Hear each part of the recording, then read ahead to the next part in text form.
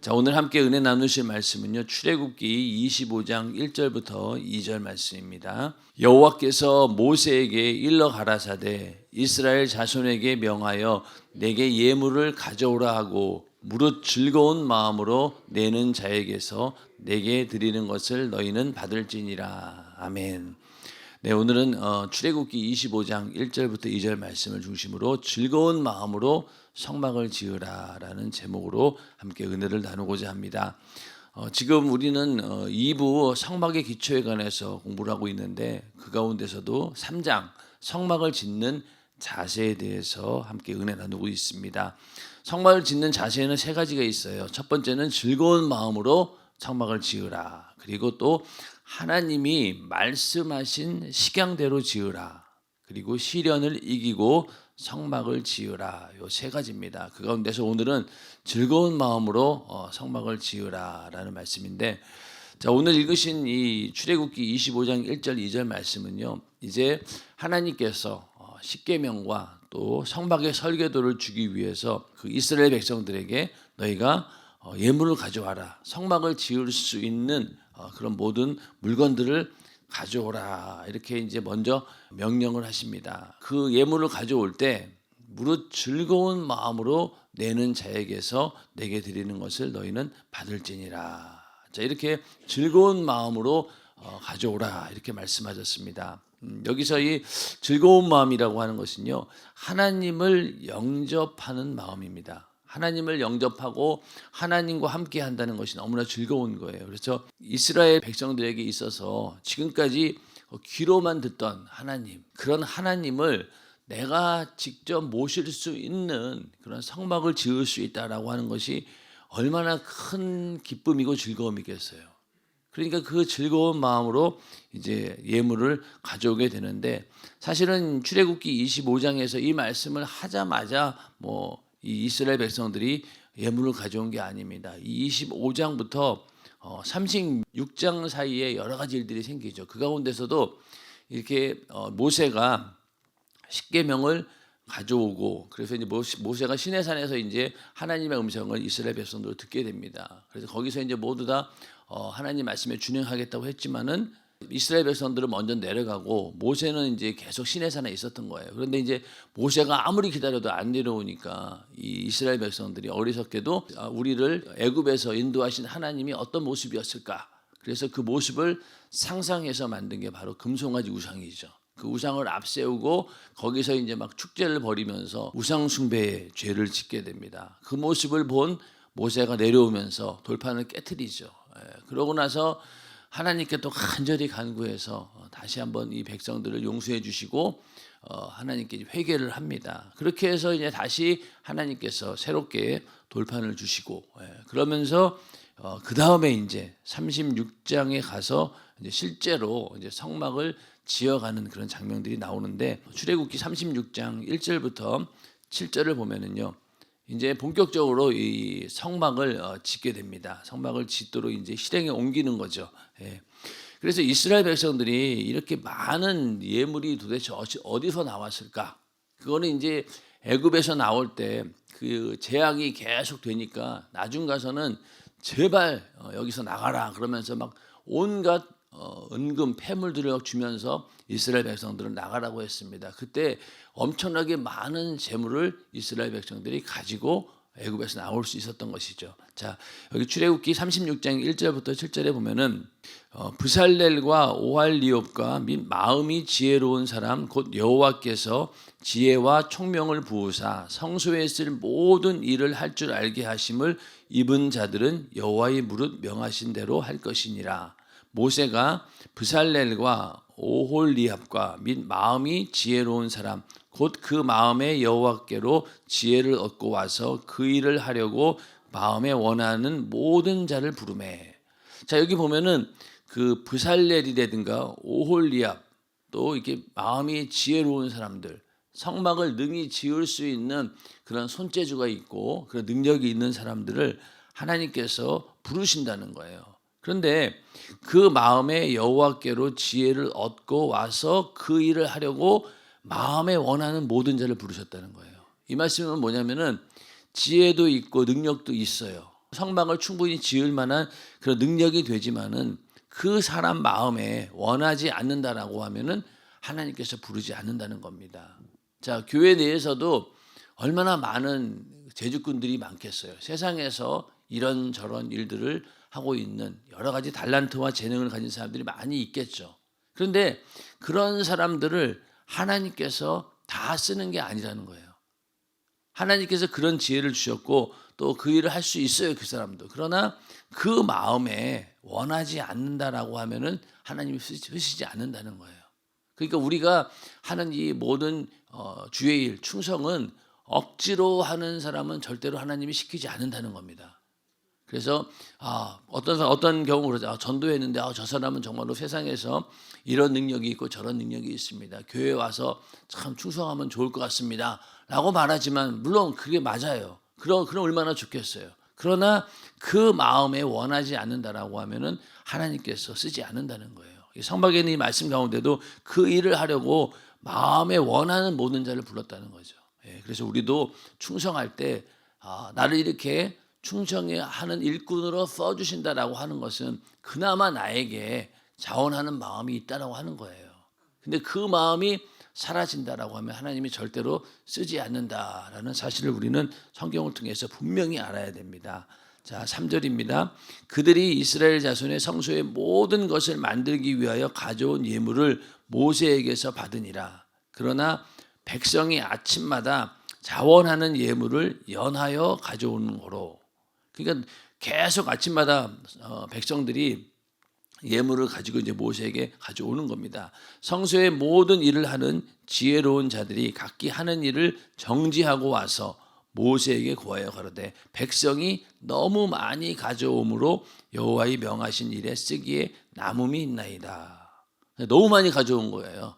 그래가지고 제발 좀 그만 가져오게 해라. 그래서 모세가 공포하여 가로되 물론 남녀하고 성소에 드릴 예물을 다시 만들지 말라 하며 백성이 가져오기를 정죄하니 있는 재료가 모든 일을 하기에 넉넉하여 남음이 있었더라. 아멘. 그러니까 하나님의 역사는 이렇게 이스라엘 백성들 조금 전까지만 해도 우상 숭배하면서 어디로 갈지 몰랐던 그런 참 미련하고 어리석은 그런 백성들이었는데 또 이렇게 하나님의 은혜를 주셔서 그들이 예물을 가져왔는데 그 너무나 많아가지고 차고 넘쳤다는 거죠.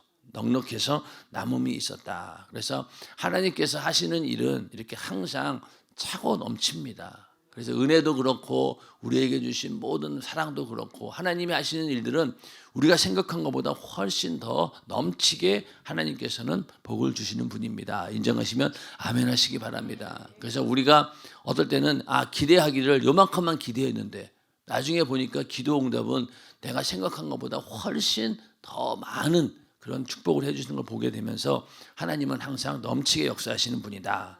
자, 고린도후서 9장 7절부터 8절 말씀 한번 같이 읽어보겠습니다. 시작. 각각 그 마음에 정한 대로 할 것이요 인색함으로나 억지로 하지 말지니 하나님은 즐겨내는 자를 사랑하시느니라. 하나님이 능히 모든 은혜를 너희에게 넘치게 하시나니 이는 너희로 모든 일에 항상 모든 것이 넉넉하여 모든 착한 일을 넘치게 하게 하심이니라. 아멘. 자, 여기도 보면은 은혜를 너희에게 어떻게 한다고 했어요? 넘치게 한다. 또 그리고 모든 것이 넉넉하다. 그리고 모든 착한 일을 넘치게 하게 하려 하심이라. 그러니까 우리가 하나님께 예물을 드릴 때 인색함으로는 억지로 하지 않고 즐거운 마음으로 하나님께 드릴 때 하나님께서도 은혜가 넘쳐나게 하신다는 겁니다. 그러니까 우리는 내가 하나님께 드리는 것 하나님 보시기에 그게 얼마나 필요하겠어요. 천지 만물을 주관하시는 분이신데 우리가 드리는 그 예물이 얼마나 하나님께 도움이 되겠냐고요. 그러나 하나님께서는 그걸 받으시고 그 마음을 받으시고 우리를 축복해 주시는데 그 축복이 보면은 넘친다는 거예요.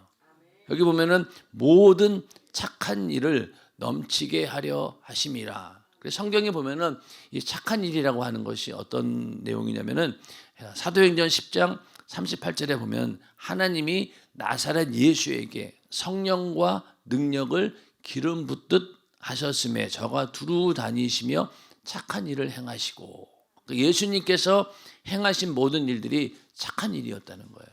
예수님이 이 땅에 오셔서 공생애를 사시면서 어떤 일을 하셨어요?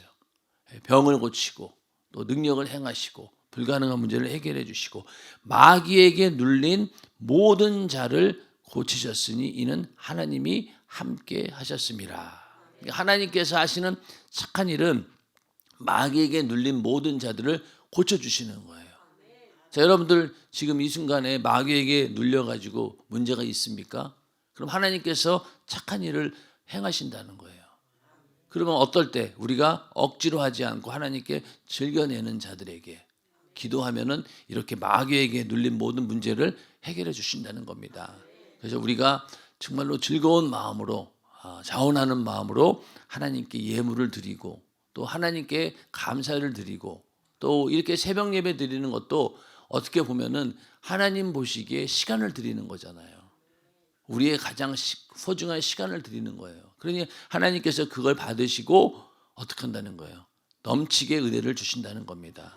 그래서 이 그 넘치는 은혜에 대해서 시편 23편 5절에 보면은요. 주께서 내 원수의 목전에서 내게 상을 베푸시고 기름으로 내 머리에 바르셨으니 내 잔이 넘치나이다. 자, 이 목자들은 양의 머리에다가 기름을 이렇게 바릅니다. 근데 그 기름을 바른다라고 하는 것은 내가 목자의 보호 아래 있구나. 내가 목자의 사랑과 관심 아래 있구나라는 그런 의미이고 그러다 보니까 그 양의 입장에서는 어떻겠어요? 아, 정말로 행복하다. 나는 정말로 이 목자가 있기에 나는 정말로 더 필요한 것이 없다. 내가 정말로 은혜가 넘쳐난다. 그런 표현입니다. 하나님께서 우리에게 이렇게 은혜를 주시기 때문에 우리는 항상 내 잔이 넘치나이다. 이렇게 고백할 수 있다는 겁니다. 또 그리고 시편 133편 1절부터 3절에 보면은 형제가 연합하여 동거함이 어찌 그리 선하고 아름다운고 머리에 있는 보배로운 기름이 수염 곧 아론의 수염에 흘러서 그 옷뒤까지 내림 같고 헐몬의 이슬이 시온의 산들에 내림 같도다. 거기서 여호와께서 복을 명하셨나니 곧 영생이로다. 이렇게 시편에서 말씀을 하고 있습니다. 아론의 제사장에게 하나님께서 기름을 부으십니다. 그런데 그 기름을 부을 때 그 기름이 흘러 넘쳐가지고 머리에 있는 보배로운 기름이 어디 수염 아론의 수염까지 여기 보면은 이제 수염까지 흘러내리고 더 내려가서 어디까지 내린다는 거예요. 옷깃까지 이 기름이 쫙 내려온다는 거예요. 또 그런 것처럼 헬몬산에 있는 그 이슬이 헬몬산은 그 사막에 있는 산인데 거기에는 만년설이 있어요. 이렇게 눈이 있어요. 이 눈이 있는데 이 눈이 녹아가지고 그 사막에 물을 공급하는 겁니다. 그러니까 헐몬에 있는 그 이슬이 시온의 산들에게 물로 이렇게 내리는 것처럼 이렇게 하나님의 은혜가 이스라엘 백성들에게 임한다는 거예요. 그래서 아론에게 부어진 그 축복이 이스라엘 백성 전체에게 임한다는 거예요. 마치 기름이 아론의 수염을 지나가지고 옷깃을 적시는 것처럼 하나님의 은혜가 이렇게 넘친다라는 것이 바로 하나님이 하시는 일입니다. 그래서 그 탕자의 비유에서도요 어떻습니까? 탕자가 아버지께 돌아올 때 원했던 게 뭐예요? 품꾼의 하나로 써주소서.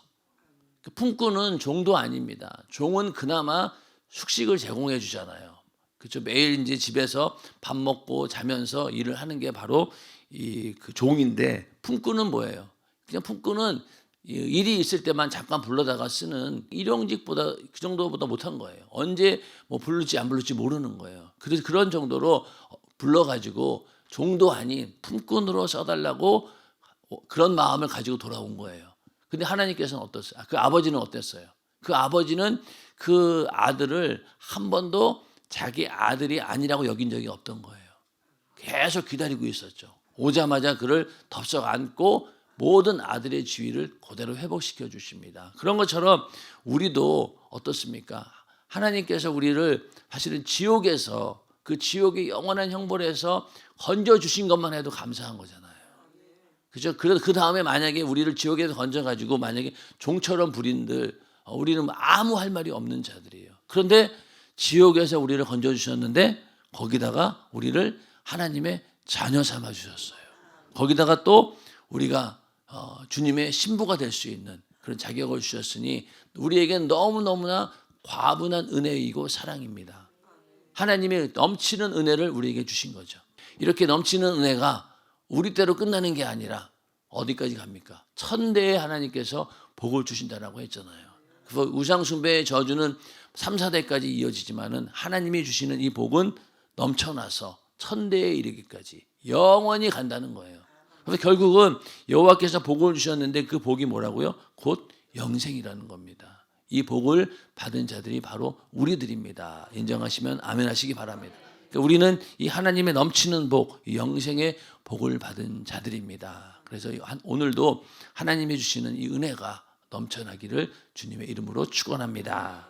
그래서 하나님께서 여호수아에게 법궤를 메고 요단강을 밟으라고 명령하셨을 때 기쁜 마음으로 순종했을 때 요단강이 갈라졌습니다. 그런데 반대로 이스라엘 백성들이 하나님 말씀에 순종하지 않고 원망하거나 불순종했을 때 어떤 일이 있었습니까? 고린도전서 10장 8절부터 11절 보면은 이들이 간음하다가 하루에 2만 3천 명이 죽었고, 그리고 또 주를 시험하다가 뱀에게 멸망을 당했는데 이렇게 하나님을 시험해서는 안 된다는 것을 보여주셨고, 또 원망하다가 멸망시키는 자에게 멸망하였나니 너희는 저희와 같이 원망하지 말라. 그러니까 하나님의 말씀에 기쁜 마음으로 순종했을 때는 하나님의 놀라운 이적, 요단강이 갈라지고 여리고성이 무너지는 그런 일들이 있었지만은, 그러나 원망했을 때, 불순종했을 때는 이렇게 항상 어려움을 겪었는데 그것은 하나님께서 심판의 어떤 저주로 이렇게 임하게 됩니다. 그래서 우리는 절대로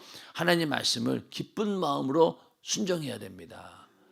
기쁜 마음으로 순종해야 됩니다. 그래서 만약에 내가 하나님 말씀을 순종하는데 기쁜 마음이 점점 사라져 간다, 그랬을 때 어떻게 되겠어요? 기도해서 빨리 그 마음을 돌이켜야 돼요.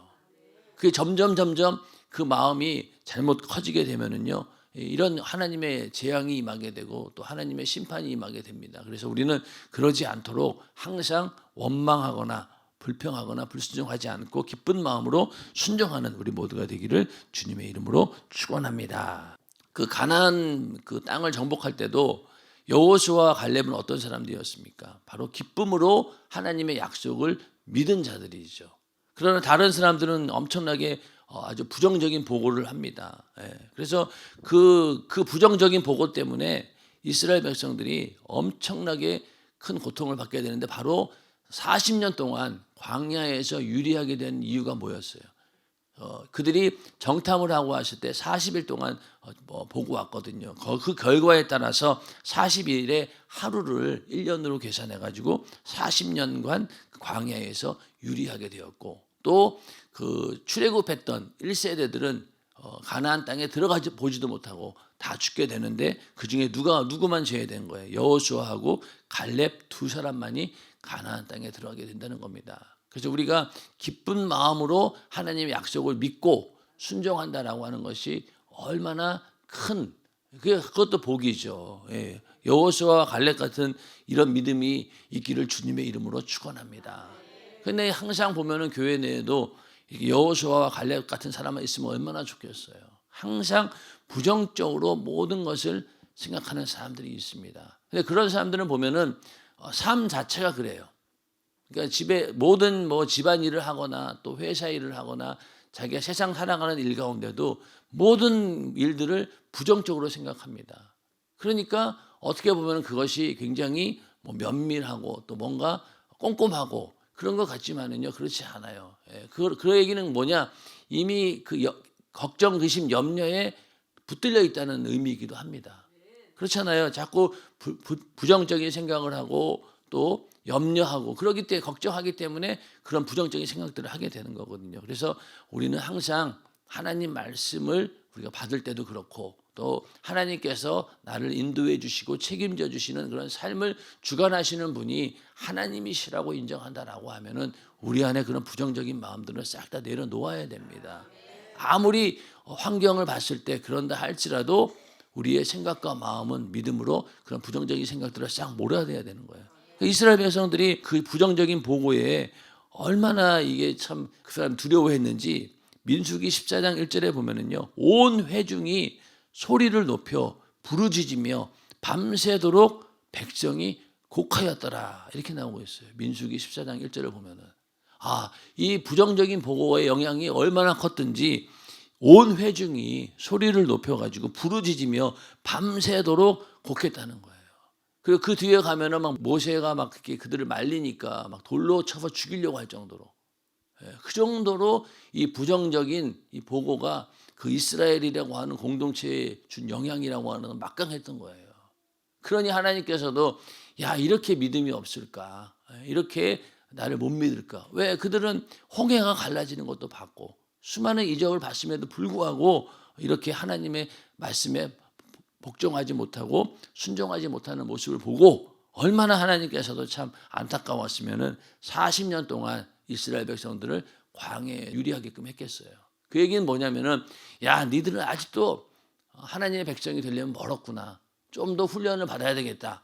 그래서 사실 거기서 가나안 땅까지는 얼마 안 걸려요. 40년 걸릴 일이 아니에요. 근데 40년 동안 그 주변을 뱅뱅뱅 돌면서 하나님의 백성으로서 훈련을 혹독하게 받은 겁니다.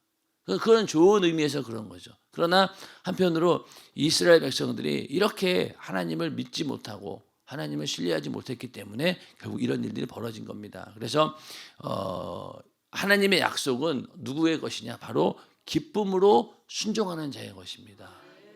기쁨으로 순종하는 자.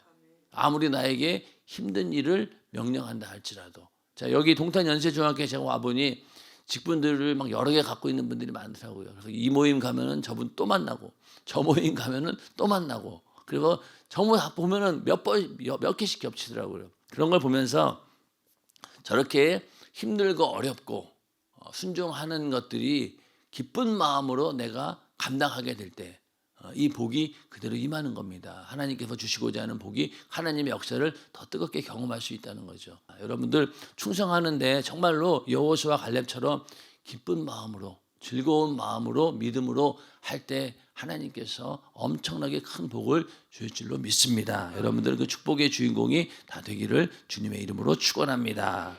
성막을 지을 때 첫 번째 조건이 즐거운 마음으로 너희가 성막을 지어라. 우리도 마찬가지죠. 신앙생활할 때 항상 기뻐하라. 이건 하나님의 뜻이라고 했잖아요. 하나님의 뜻이 어디에 있습니까? 라고 맨날 기도하는 사람들이 있잖아요. 하나님의 뜻은 먼 곳에 있지 않아요. 항상 기뻐하라.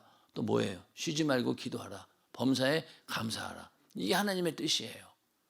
그 뜻대로만 살면은 우리는 신앙생활에 성공할 수 있다는 겁니다. 또 요한복음 15장 11절에 주님께서 하신 말씀입니다. 내가 이것을 너희에게 이름은 내 기쁨이 너희 안에 있어 너희 기쁨을 충만하게 하려 함이니라. 그러니까 주님의 기쁨이 우리에게 있다는 거예요. 그러니까 우리는 기뻐할 수밖에 없다는 거죠. 내 안에 주님이 계시니까. 그리고 우리가 이게 즐거운 마음으로 신앙생활을 할 수 있는 이유는 뭘까요? 예수 그리스도로 나를 구원해 주신 은혜와 사랑에 대한 감사가 우선 있겠죠. 또 거기다가 또 뭐가 있을까요? 영원한 상급과 면류관이 있다. 천국에 대한 소망. 이것 때문에 우리가 신앙생활을 하면 할수록 기쁘다는 거예요. 그렇죠? 구원받은 것도 감사한 일이고, 그리고 거기다가 내가 영원한 천국에 갔을 때 하나님께서 상급과 면류관을 주신다. 그런데 이 상급과 면류관은 그냥 주는 게 아니죠. 싸워서 이긴 자에게 주는 게 바로 면류관입니다. 경기에서 이긴 자에게 주는 거예요. 그래서 어떤 어려움이 와도 그 속에서 하나님만 바라보고 끝까지 믿음을 지켰을 때 그 가운데서 우리가 죄를 이겨내고 또 모든 환경들을 내가 믿음으로 이겨냈을 때 그때 하나님께서 하늘의 상도 주시고 면류관도 주시는 겁니다.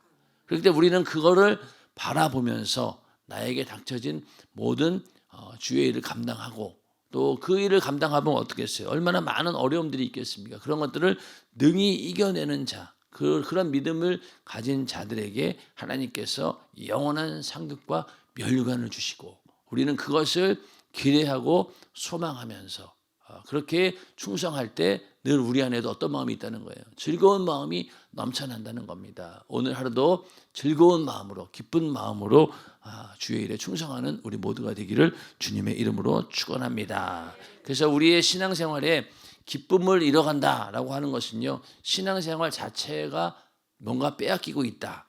그걸 우리는 생각해야 되는 거예요. 그래서 만약에 사람과 사람끼리 마음의 상처를 받아가지고 즐거운 마음이 사라진다라고 하면은 내 안에 하나님의 성전을 짓는 일에 방해를 받고 있다. 또 어딘가 한 곳이 무너져가고 있구나. 그런 위기감을 가지고 우리는 다시 빨리 화해하고 또 우리 안에 기도해가지고 빨리 회복을 해야 된다는 얘기입니다. 그래서 항상 하나님 말씀을 통해서 이 기쁨의 조건들을 발견해야 되는 거예요. 범사에 감사한다는 게 바로 이 말이잖아요.